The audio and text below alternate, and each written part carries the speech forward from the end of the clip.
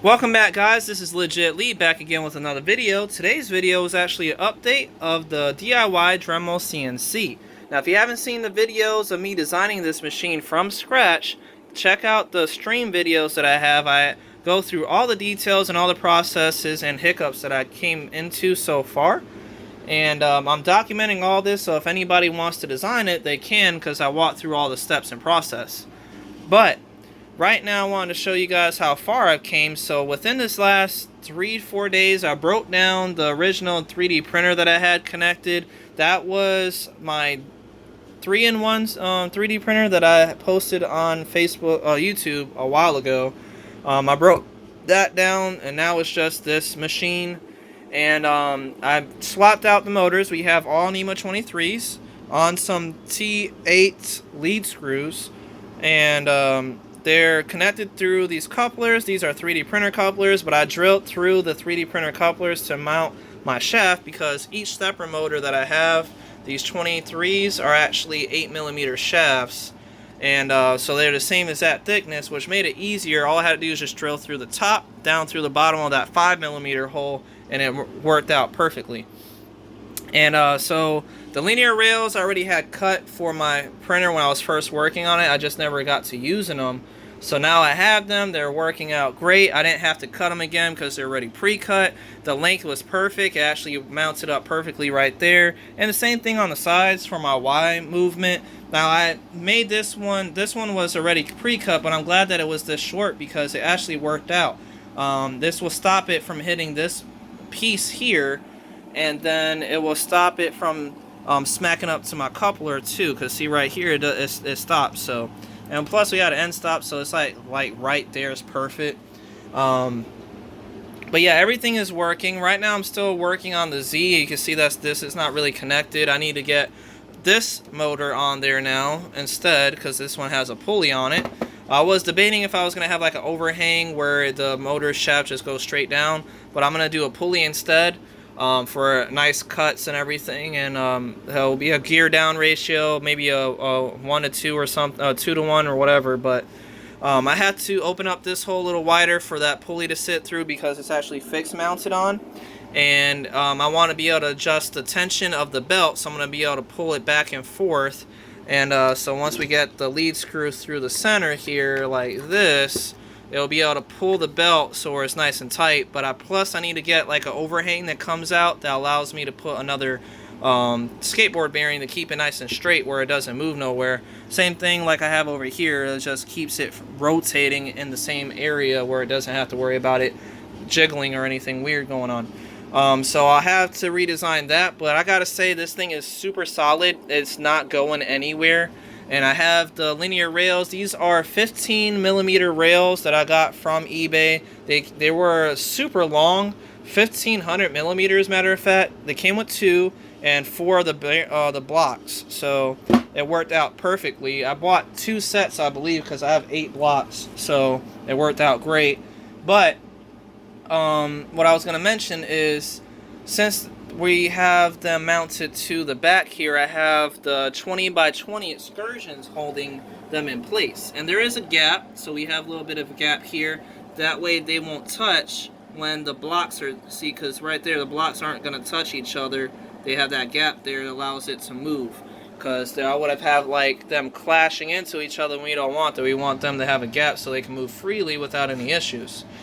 So they move out, they move great. I tested out the X and the Y. Obviously I'm still working on it. Z needs to do some little improvements on it, but the X and the Y seem to be working out great. I'm going to go ahead and show you guys right now. I have Pronter Face up on my computer connected to this blue 3D printer cable wire here for the communication.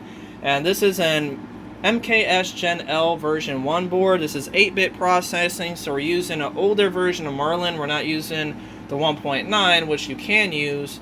We can't use the 2 because that's 32-bit processing, which I don't have. So we're using an older version of Merlin that I had saved on my computer for just as testing purposes. In the future, I'll probably upgrade to the 1.9, but for right now, we're just using, I think it's like 1.6 or something. But I tested it out originally using the not DRV, but the A4988 stepper drivers from Palulu. They were working out fine, but I was getting some weird noise coming from my X when it stopped the motion. So like if I moved it like 10 millimeters forward or something, it'll make this weird humming noise that I was hating. So I just swapped them out because I want to make sure everything is silent while I'm testing. I mean, granted, it's redundant at this point because, well, one, we do have the setup because you're going to be having a spindle, it's going to be making a lot of noise, so it's going to be kind of annoying anyway. But I swapped these out for the TMC 2208s. I have a lot of these. I love them because of the color. I love red and black. Those are my favorite colors. And they're super silent. And they're plug and play. So literally I just pulled this guy out and plugged these guys in. So we have 3 of them, one for each stepper motor, because I didn't want to worry about any skip steps or anything like that due to overheating, because that's what would happen on a stepper motor. So you can connect 2 stepper motors to 1 stepper driver, but you run the risk of having too much amps being drawn from the stepper chip trying to push those 2 stepper motors. So I have 1 stepper on each one. And what's good about the MKS Gen board is it has these pin outs that allows you to have a breakout board for the extra stepper driver chip. So it makes it a lot easier for me to connect it. So we have 1 X and then 2 Ys. And you can see they're already on the lead screws. I'm using anti-backlash nuts. They're the T8 ones, so they work out good too. That'll give more rigidity and everything, so we won't have to worry about any weirdness going on. So I'm going to go ahead and connect 2 pronto face here. So I'm already connected, but I'm going to disconnect and then connect again so you guys can see it. So here we go. 1, 2, 3. You can see it flash a little bit over there, and now it shows Merlin and everything on the firmware. So everything is connected for the X and the Y. I have the end stops and everything is dialed in perfectly. I measured out using rulers and everything for my millimeter travels and everything. So those are good too. We're gonna go ahead and just test and move about 10 for the X so you guys can see it. Click it a few times. And then, I mean, if I want to move 100, I can do that. And then, same thing with the Y. I'm going to move backwards 10 here so you guys can see. I'm going to get back a little bit so you guys can see it all.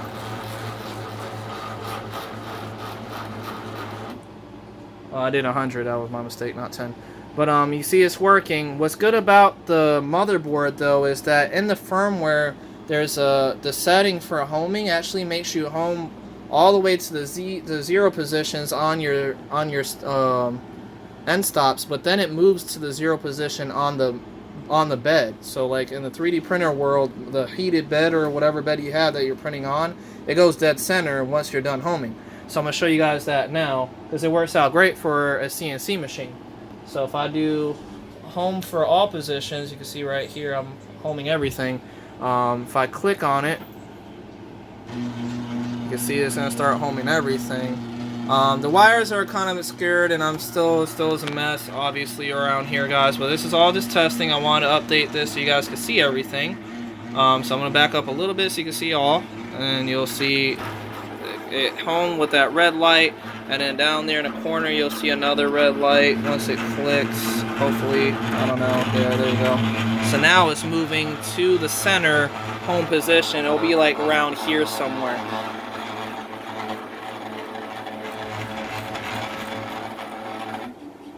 And it's a lot less noisy. It still is a little noisy, but it's a lot less noisy than originally with these A948s or whatever. So A4988 driver chips.